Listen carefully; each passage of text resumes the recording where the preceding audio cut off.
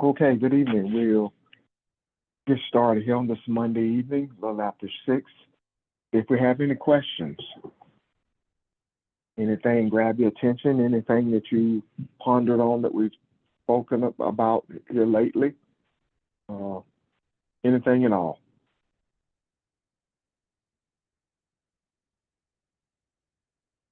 Anybody? Okay.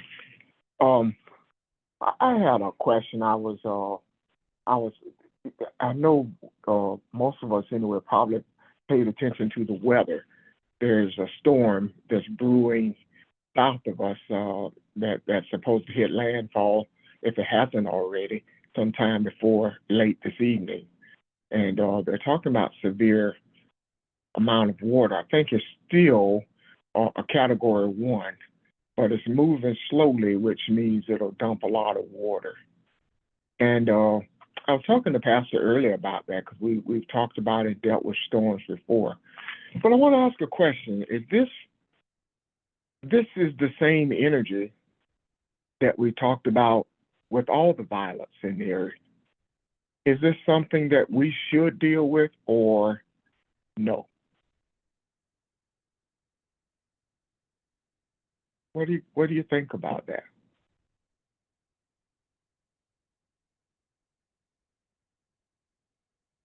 Anybody? No opinions? Ron, this is from I go. Oh, I yield. No, that's all right. I want to hear your question. It's not a question. It's more of a comment. My thoughts, Ron, to the storm is, I can't believe I'm gonna say this. I know that we could change it if we so desire, and maybe we should, but I kind of felt like we need a wake-up call. We need in it. I feel like it's part of a wake-up call, not that it is a wake-up call, in that for us to start paying more attention and to look out for others. That was kind of my thought. I work for a place where we take care of individuals, and it's interesting how everybody was like, I'm just gonna call out. And then in the meeting, it was brought up, are we prepared? And, they took suggestions for being prepared, where we need to be attentive in terms of flooding and things like that. And I thought that's the first time I've ever seen us do something like that. It might not be the first time ever, but for this group that was at the table, it's been the first time in the 7 years I've been there. So I thought that was really, today it made me think of, putting stuff in the macro. Maybe this is what it looks like. So that's my thought on Storm Debbie. Okay. Thank you. Appreciate your honesty. Anyone else? Charles, did you have something? Yeah, I just had a little bit because I thought about when he stopped the storm, they was on this boat and they went down below and got him to tell him it's a bad storm is brewing and it's blowing the ship all different kind of way. But he looked at them and then he answered, you cannot handle the storm. And I guess they looked back and probably said no, whatever. So he went up from the bottom of the ship and calmed the storm. I'm thinking, when you said that, Ron, I'm thinking it's already in us to do this, but Jesus always knows what the Father wants him to do. And we at this stage now is learning, what the Father is saying through these words. And once you understand what the Father wants you to do, then you'll be able to do these things. Because you can't give instruction to babes and expect them to do grown things. Charles, So, yes, may I interrupt you for a moment, please? yes, sir. Okay. I want you to remember something. That is that Jesus never existed. So that is Okay. talking about the storms inside of us. That's what they're speaking of, and that was taken from someplace else, from the committed priesthood. So that's something different. However, the Father or the Creator, the Goddess, she has not. She does not give us the directions to do a storm. Why? Because it's already in us. It's based upon us knowing who we are. That's where that energy come from to do it. This is the thing. Yesterday, we spoke about the energy is what heals your body. But you have to be healed in terms of knowing who you are. You have to be brought to a place of truly embracing that you are energy, you're not this body, and this body is subject to you. You have to believe that in order to bring it to fruition. Just like that is true, so it is with a storm. A storm is nothing but energy, and that energy must be contained or repurposed or both. And when we deal with the storm, the reason we're able to do it is because that same energy that pushes that storm is the energy that you are. Just like this.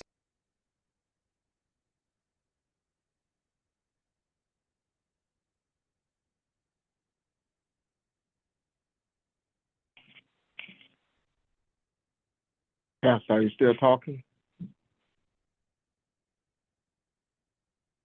Hello? Hello?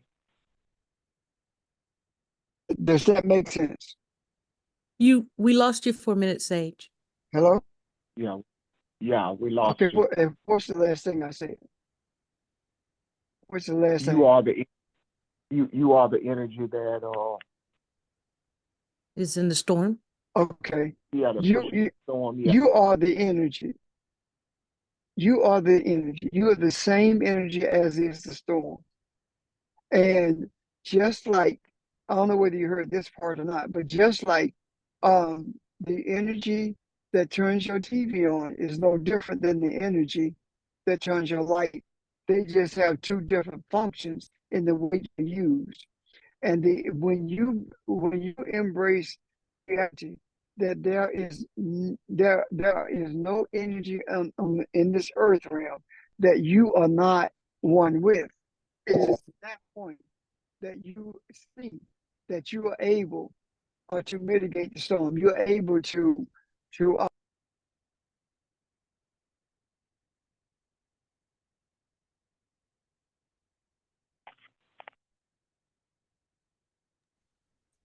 I know it dropped again, didn't Pastor, it?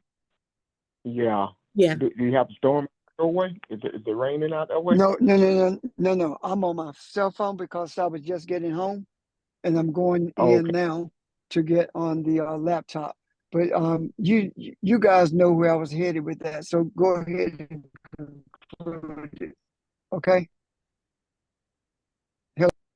you guys know where I was headed with that, right? So go ahead and continue that along that line. So hopefully Charles can see what I'm talking about, and I'll get back on my laptop. Okay. Okay. All right. Thank you. No, thank you. All right. Yes, sir.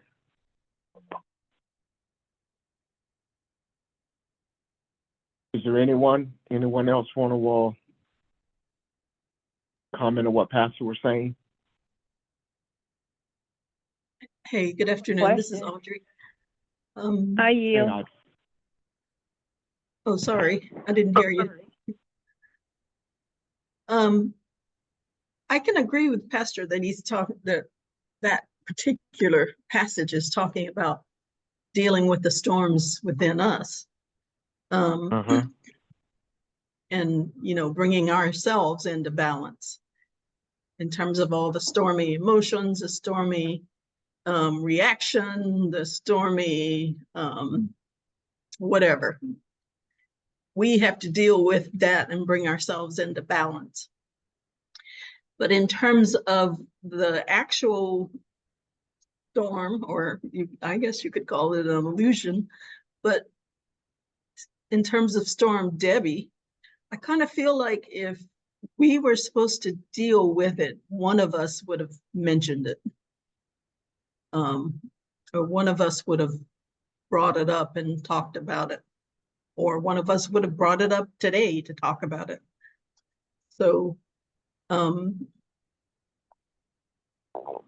me personally, I sort of dealt with it for inside myself in terms of Florida. But other than that, I haven't personally felt the need to deal with it in terms of whatever it's going to do. Yeah. Anyway, thanks. Thank you. And Evelyn, I know you're coming next. I just want to say this on what everybody said so far. My thought on it, because I did want plan to deal with it today, and I got to thinking about it more. The storms that this country is in, the storm that this globe is in, and a lot of things affect us as far as our feelings and emotions, as Audrey just mentioned. And I'm thinking, is this one of those? What is this? How are we to see this? This is something else that deals with man. Is this an awakening, not only for the people on this phone, but is this an awakening for someone else? So I just want to talk about it for a minute, kind of stop and pause and see this, what everybody thought about this, because it's not considered a category 5 or anything, but it is expected to be sort of detrimental as far as the amount of rainwater is supposed to drop. So I don't know. Just Ron, let me ask a question. Can you hear me? yes. Okay. What if it's supposed to get worse, and people's lives are being, some people may lose their life. Why not deal with it? And I'm asking the question too. Why not deal with it if people's lives is at stake? And that's the question, Kathy.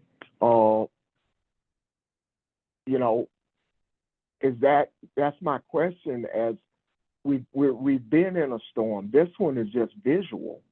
People's lives are at stake every day through violence. You can't pick it up see a news feed of any kind without seeing craziness. So we've been in a storm, but this one is just brought to our attention because this is something we're used to seeing with our eyes. But yeah, it's a good question. I'm just this thought to be a pretty good subject to kind of think on and get your opinions on it. I don't want to forget Evelyn, though. Evelyn had a question or comment. My question is the storms that come from the Atlantic Ocean, is it coming from the ancestors?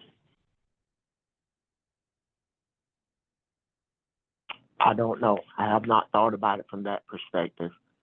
Pastor, are you back on yet? Evelyn, I've heard too that there's a lot of dust coming over again from the Sahara. Oh, So okay. maybe, Okay. And I'm thinking about what you just said earlier, because you didn't feel the need, or any of the teachers or pastors felt the need to deal with it, because maybe it is I don't know, maybe that's why I asked the question. Maybe it is coming from the ancestors and we don't need to touch it. I don't know. That's why I asked that question. Thank you. Thank you.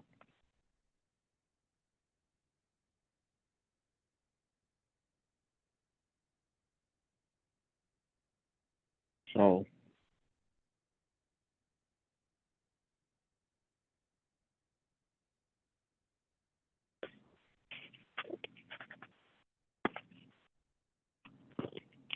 I think this is interesting. I think we are keenly aware of things that go on. Although I did not hear about the dust, that does make it interesting to me. Sort of look at it in a different way now. But I'm like what I just said. I don't always feel compelled to do something.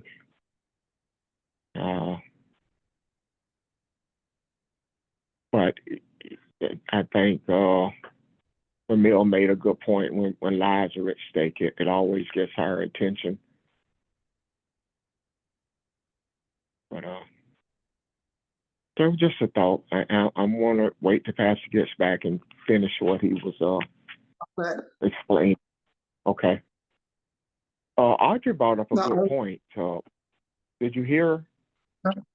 No, I did not. I was going to ask, what point did she bring up when you mentioned Audrey?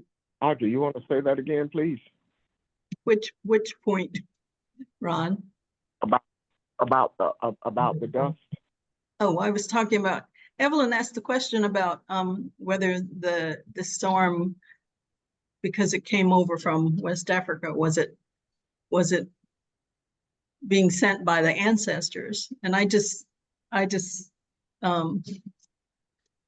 made her aware that there's also a lot of dust coming over too from the Sahara that's been reported in the news in the last few weeks. So we thought maybe it has something to do with the ancestors. I can agree with that 100%. And the other thing is that all the hurricanes have their genesis there. They start from West Africa, and they follow the same currents that the slave ships followed. So the route is the same. And with the dust leaving, did they say anything about it coming to the U.S.?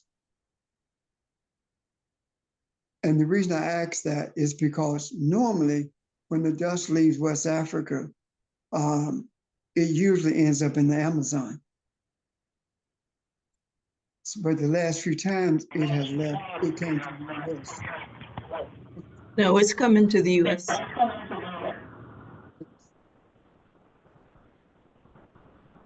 What does that mean?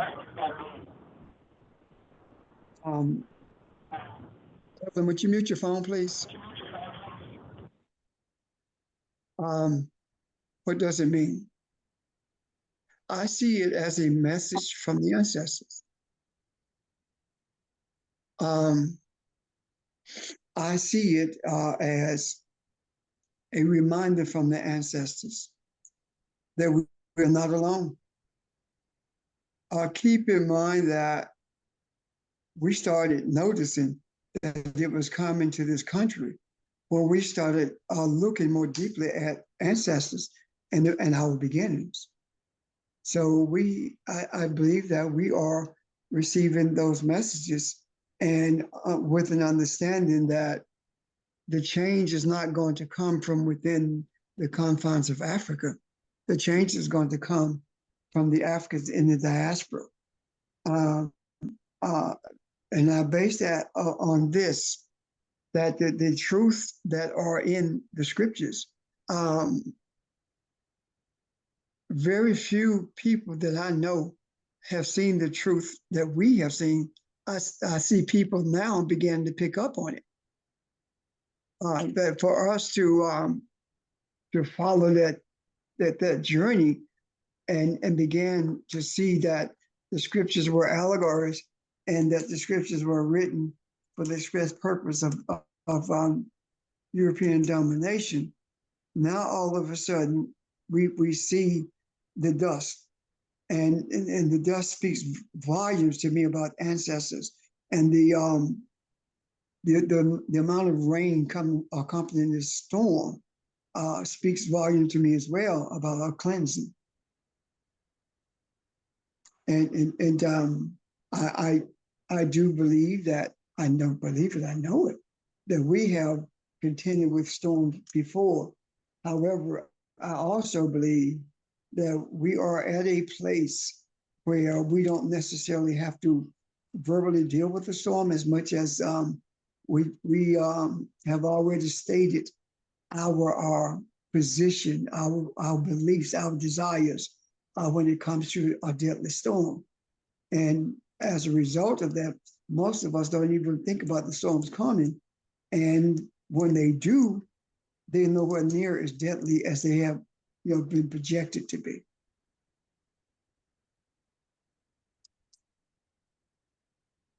I'm done.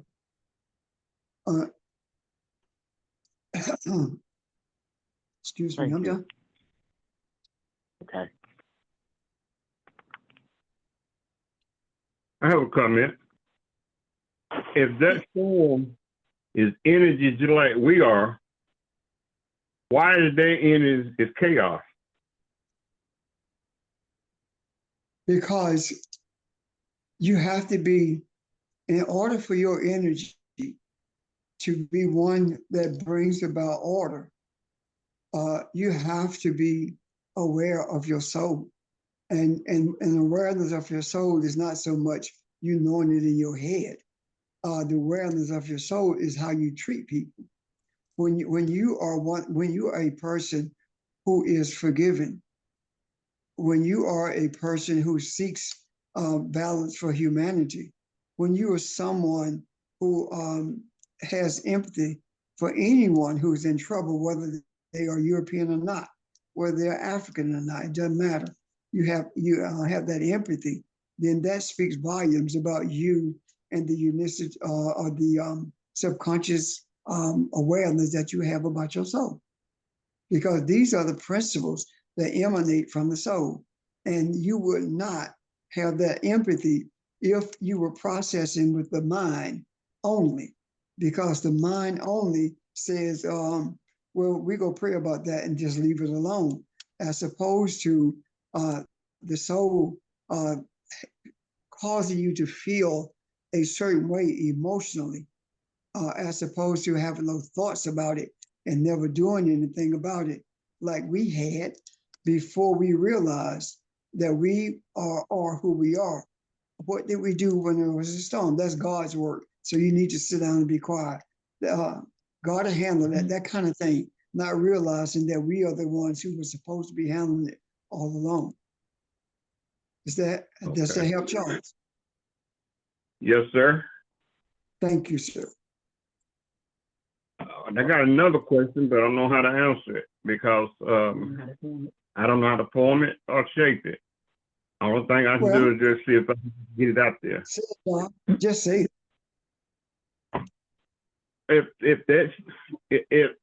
If we is energy, just like that storm is energies, and that energy is chaos, how you remember when they say the creation is always out? I got you. Suppose the energy of that storm, suppose it's not chaos. Suppose it's well ordered.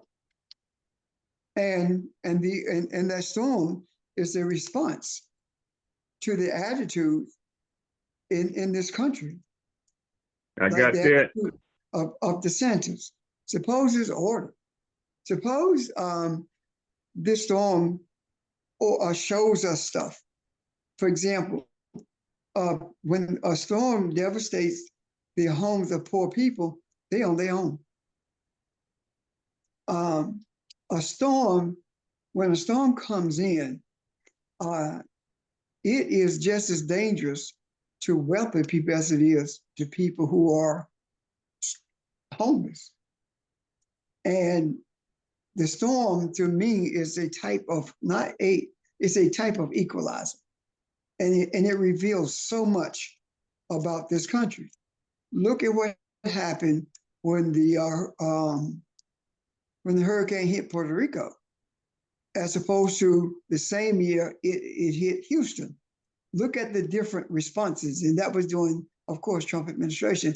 But look at the different responses. Even with Biden, there were different responses when it hit Puerto Rico and when it hit Houston.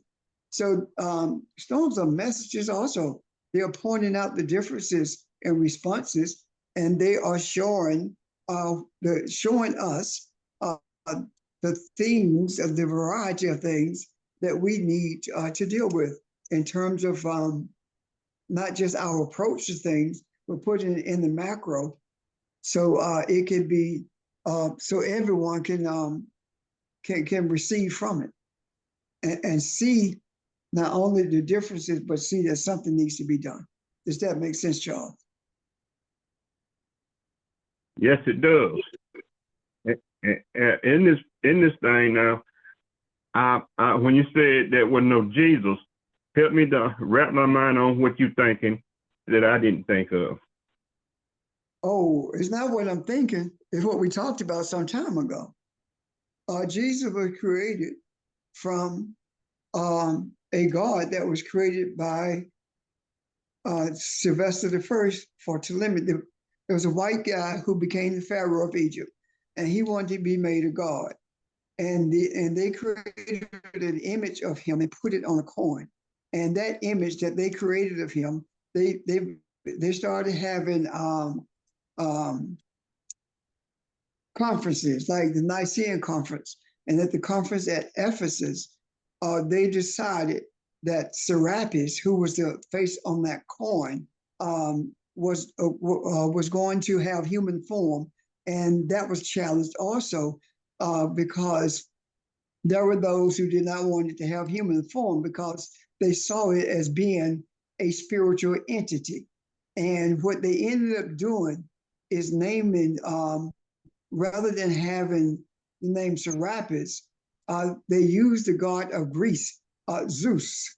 And the Romans and the Greeks agreed that his name would be Zeus. And that's where Jesus is simply English pronunciation of Zeus, because at the time they did it, the Z was Zeus, but there was not a J in the language. When the J entered into the language, it became Jesus to Hispanics and Jesus to the English. And this was created for the express purpose of drawing people to Christianity, and knowing that Christianity was created for the express purpose of exploitation, taking advantage of people. Does that make sense so far, Charles? Yes, it does. I appreciate that. Oh, sure, anytime. So let me further this thing for some people who may be on here. Even though we've been there before, please understand that if Jesus is who Jesus is supposed to be, then why is it that I got to change my name from an African name to an English name for God to care about me or for Jesus to do anything for me? That's what the missionaries taught. The missionaries, if you listen at how Christianity has been taught, it has been taught in a racist way. The whole idea of evangelizing people is racism. Because when you evangelize, they take your language. Your language is pagan. Your name is pagan. Your way of life is pagan. The only thing that's right is the way the Europeans say it should be. And that's Christianity. So you can't go to heaven anyway unless you act like white people want you to act. So what's the point? Does that make sense? Yeah, it makes a lot of sense, Pastor. Thank you.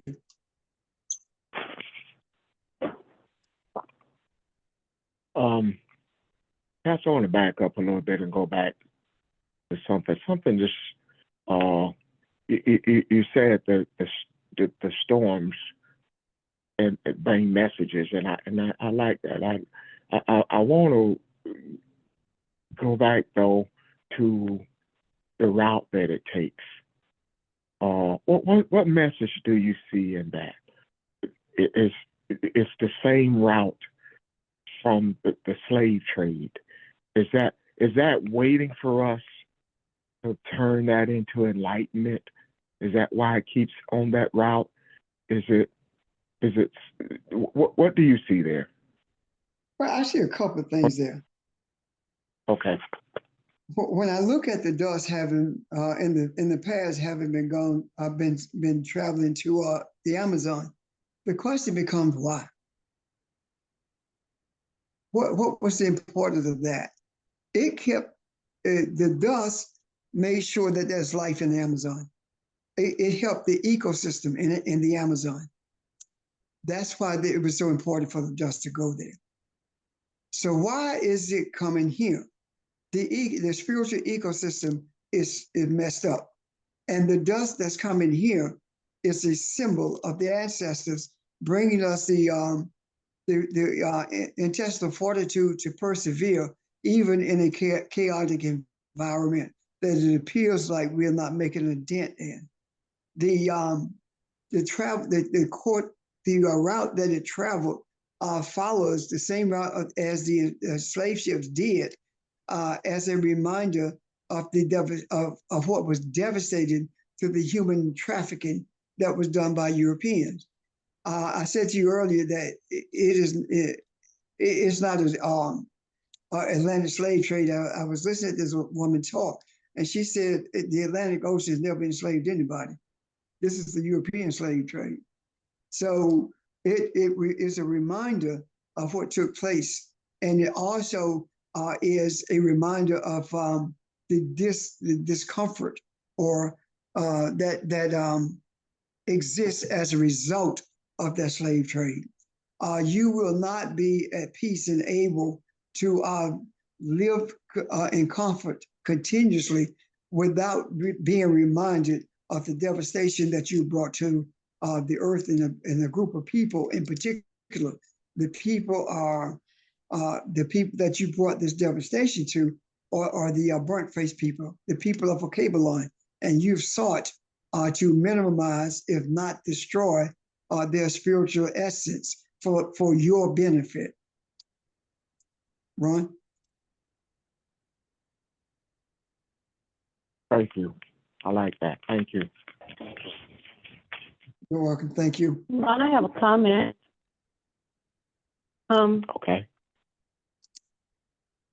I don't know the reason why the meteorologists or whoever named these storms, what they named them, but I looked up the word Debbie, and it says that there isn't a spiritual meaning for Debbie, but for Deborah, and it means judgment and empowerment. How does that line up with what we're talking about? And aren't we in the time of judgment, and that's why things are being exposed? That's my question to the family. First of all, storms are supposed to be named arbitrarily, male, female. There was a time when they only had male names, and they only had European male names. Then they started using Spanish names as well. And then they started using male and female names for the storms. Let's get something very, very clear. If you have not listened prior to, please listen now. There are absolutely zero coincidences when it comes to spirituality. What they meant for our bad, our Creator meant for our good. What does that mean? you could name the storm Debbie simply because your algorithm told you that Debbie is the next name popping up. But then when you look at where Deborah derives from is Deborah. And when you say that is judgment, then it's right on target. Now, do you think for a moment that that was purposely done in naming a storm judgment? No, it was not purposely done. I do not believe that anything that happens is not guided by the universe or by our lack of attention, which is still guided by the universe. For example, if you do not believe that you are free, the universe will respond to you that way.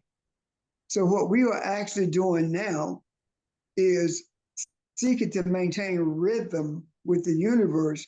So we are able to see all of these things that's happening. So we will not think that they are coincidental as we have been taught about in the past. Does that make sense, Elvin? Yes, that makes a lot of sense. I appreciate that answer. Thank you. Thank you. Audrey?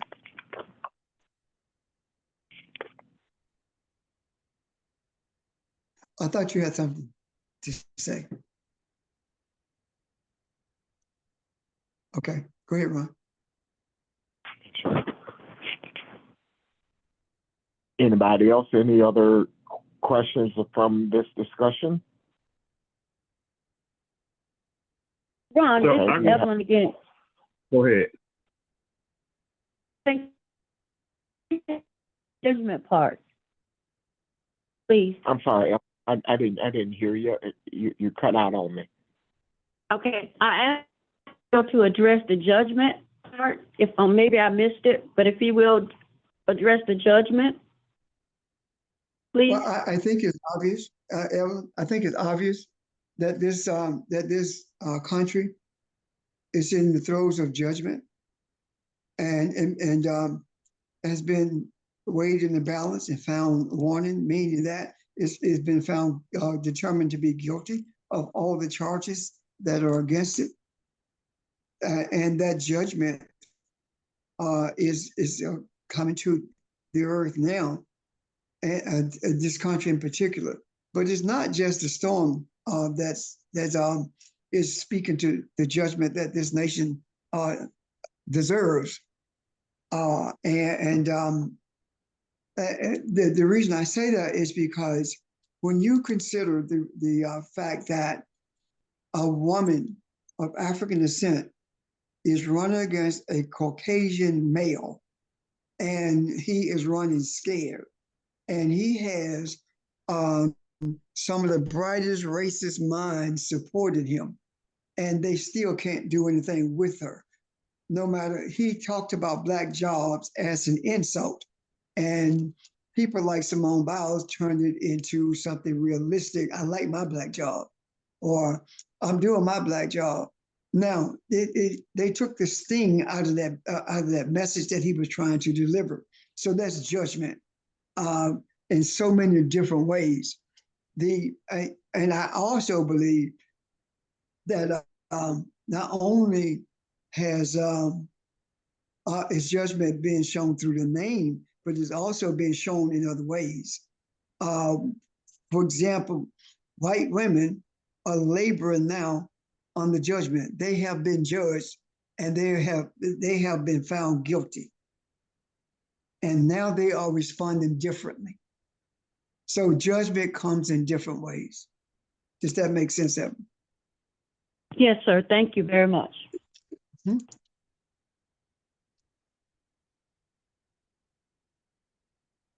Charles, let me say did this. you have?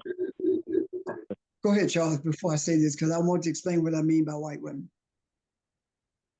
Only thing I was gonna say that all this time we've been thinking that the storm and what it Earth act and this and that, we've been thinking that was bad.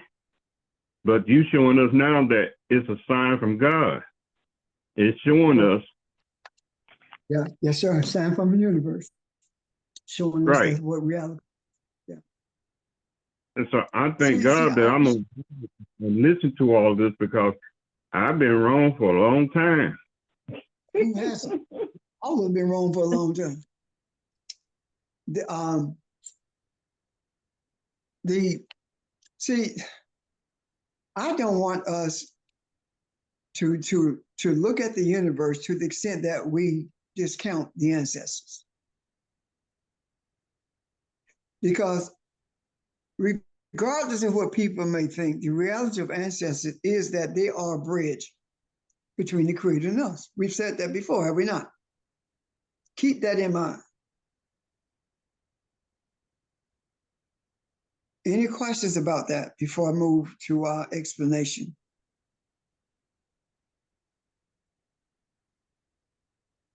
Okay. As a people, we have never been protected. Look at what happened during Reconstruction. It ended because the troops who were supposed to be protecting people who had previously been enslaved were pulled out. Japanese during World War II were put in concentration camps. Native Americans were pretty much wiped out through genocidal programs. White women did not have the right to vote, but they have always been protected. They have not had to endure any of that I just named. Yes, they were treated as property, but they were protected. And what happened is when Roe versus Wade was shot down by the Supreme Court, it made white women feel vulnerable. Why? Because all of a sudden, something that they had banked on was gone. And prior to that, they had in the job they wanted. They had privileges that none of us could dream about having. But all of a sudden, that quote unquote privilege was taken away from them. And that showed us how important it was to them. And the reason that they responded to this judgment is because judgment says that the only reason that you have gone through, only reason you have been protected and that you have not gone through anything as these other people have is because you did not buck the system. You played the game and you saw yourself as an individual as opposed to a part of the whole, meaning that you saw yourself as a white woman sitting on a throne above all other women and men in this earth other than white men. When this happened, you still did not move to change it. A handful of you showed up at an inauguration, but that was it. However, when this African lady was put at the top of the ticket and these African women came together and you saw the unity that they had and you saw the money that they raised is insignificant, but you saw that they sparked something. So now what happens? You have judged yourself and you've seen that you're guilty of being a recipient of white privilege. Now all of a sudden you see that as an individual, you have been and always will be treated as a piece of property. Now you want to join in with others. So you see yourself now as being a part of the whole as opposed to being an individual. And because you are seeing yourself as a part of the whole, now things are beginning to look different to them. And I'm saying to us, 46% of white women voted for Donald Trump in 2020. 46% of white women voted for Donald Trump in 2020.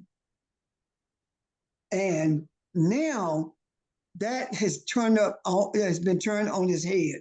It is not there right now. Why? Because your eye has been opened. You see that you mean nothing to them. You are simply property. And now that you have seen the power, the strength within the with solidarity with others, now you have become an integral part of this movement and the support system for change in this country. Does that make sense? Questions about that? Comments? Is that clear? It resonates. Okay, Yes, maybe I that's the agree. question. Yeah, it does. Because remember, we talked about there were Black women as part of the suffrage movement, and then the white women sort of, I don't know, basically pushed them out of the way because they didn't care about them getting the vote. They wanted the vote for themselves. Right. So yeah, it resonates deeply. So that's what I meant about white women, judgments being reached on white women. See, our stance has been, I know that we want things to be better for us. That's where it started as African people, and then it spread to humanity. Deserves better than what humanity is experiencing. And I do not believe for a moment that this surge or this journey that Kamala Harris is on is going to end with her election or after she's out of office. I do not believe that. This is not a moment in time. This is a movement through time. This is the rectifying of all of the purposeful policies that were designed to keep everyone begging as opposed to living. I read this thing that some Native Americans put together, and the subject, actually the title was "Are White People Civilized?" And then they said that before white people there were no prisons, before white people there were no policemen, there was no ownership of property, there was no murder, there was peace within the society, and they went down the list of things that did not exist before Europeans took charge of everything. And that what I'm saying is that is over. It's over. There is no doubt in my mind that this is over. Let me tell you how deeply I believe that. I've already made arrangements to go to the inauguration. Do you think I'm going to Trump's inauguration? So I've already made arrangements to be at the inauguration. Now I'm trying to make arrangements to get some tickets. So I believe wholeheartedly in what I'm telling you, that this is a movement that's going to bring a nation into existence for the first time.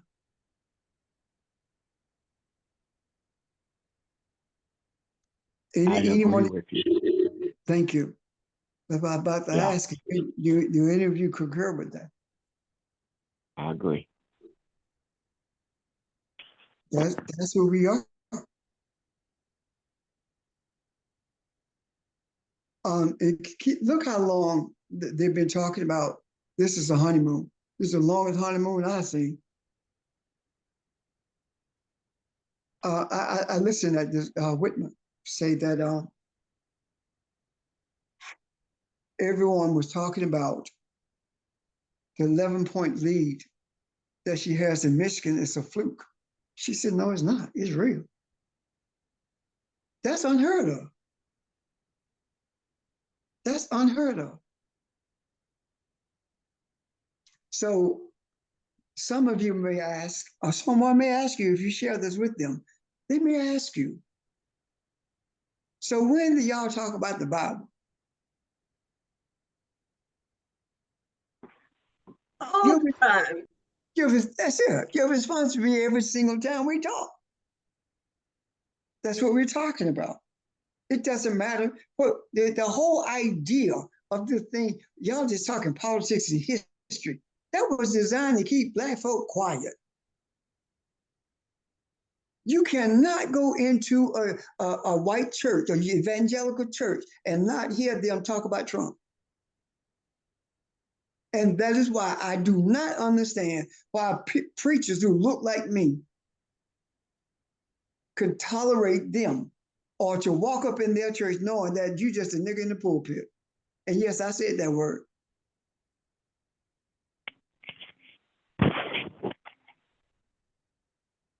I don't understand that.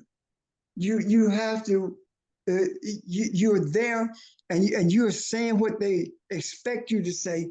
And in order for you to do that, you are no different than Tim Scott.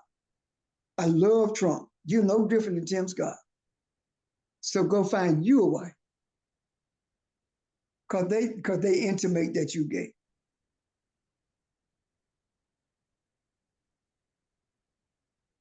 So I'm just laying it out there. This is just real. I cannot respect people who don't respect who they are. I don't respect what you got to say if you don't respect who you are. Because even if you don't know that you're that spiritual entity, even if you don't know that just a God is in control of this earth, even if you don't know that, you ought to know that you're African.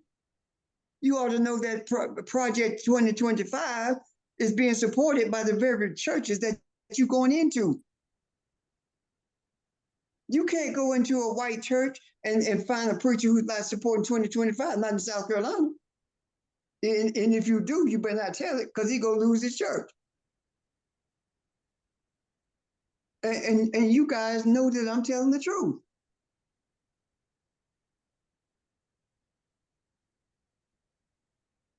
Uh-oh. I must have said something to make somebody You are, drop. Pastor. You are. You're telling the truth.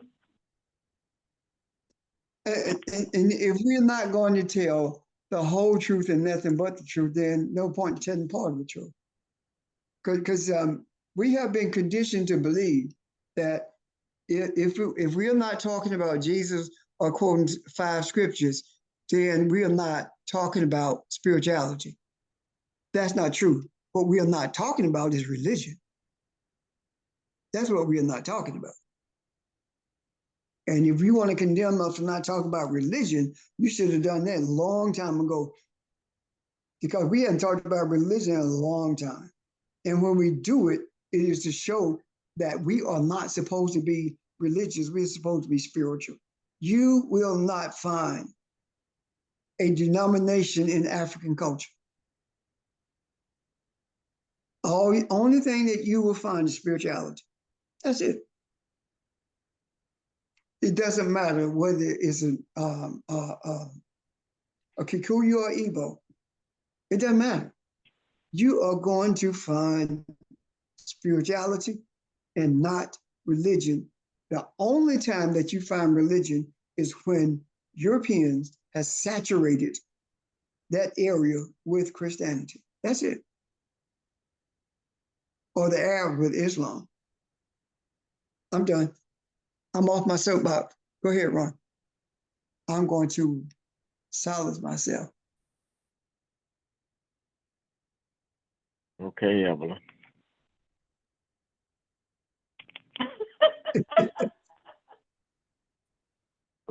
Any questions, y'all? I hope everything makes sense. I think you should leave Evelyn alone too. I'm sorry, Evelyn. Couldn't be this. Is there anything else for tonight? I love where we are. I got a quick question, Ron. I'm sorry. Yes, ma'am.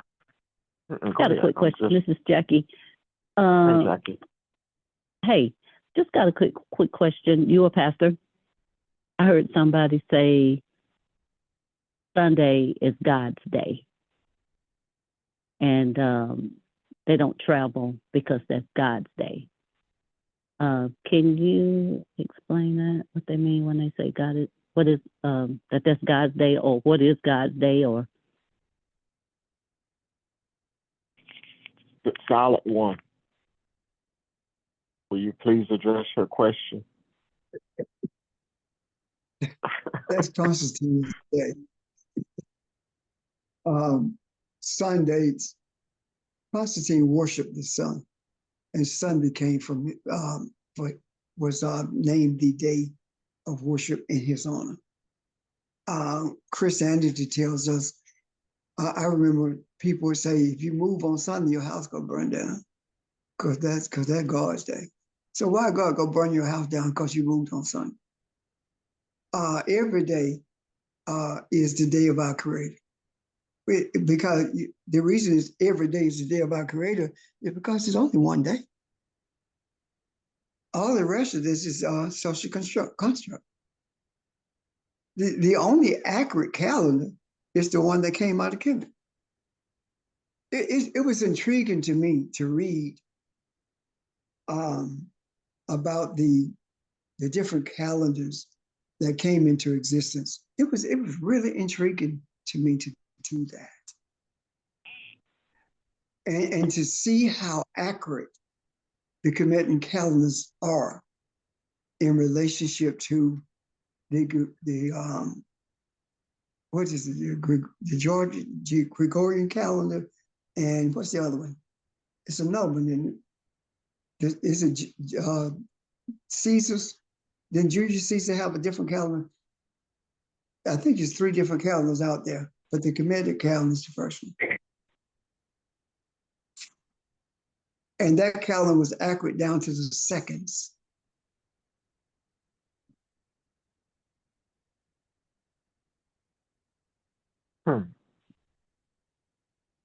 So the Sunday thing, Jackie, is a made-up thing.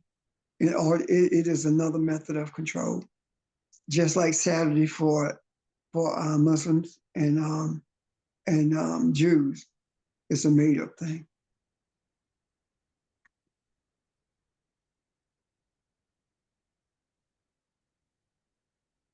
Makes sense, How Jackie? can you, Doesn't it tell us somewhere in Galatians that to let no man judge you for the day that you worship on?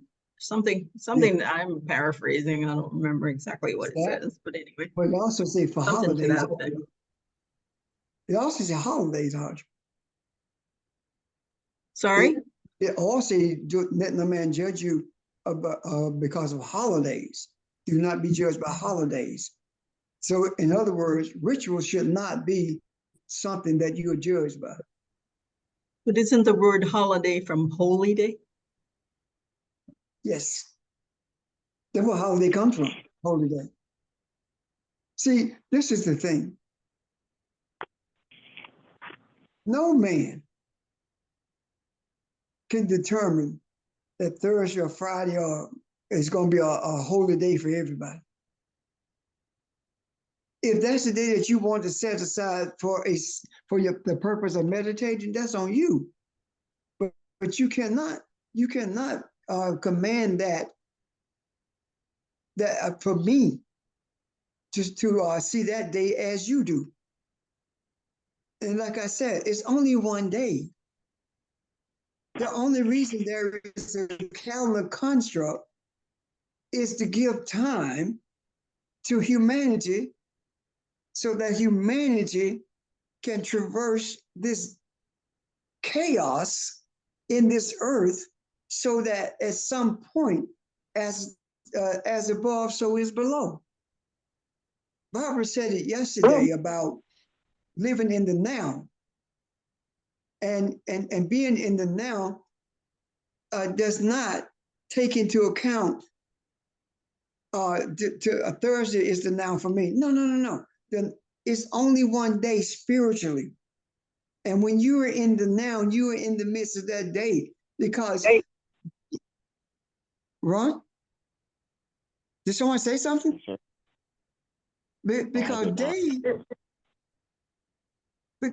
because day and night don't exist in the spiritual world. They don't exist. The spirit is light.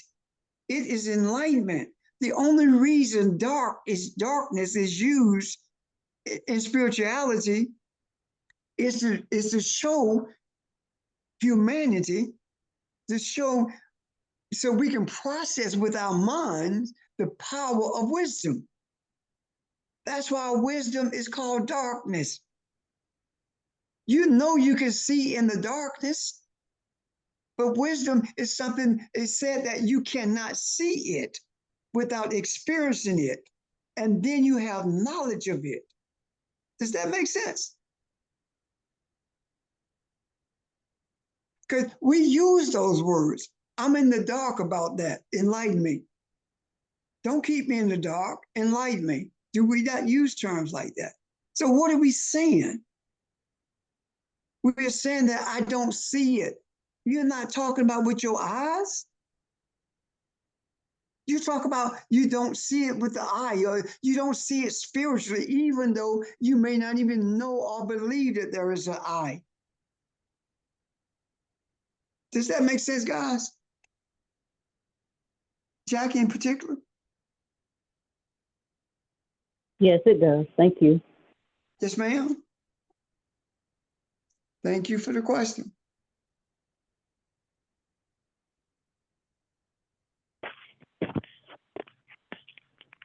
Okay, anyone else?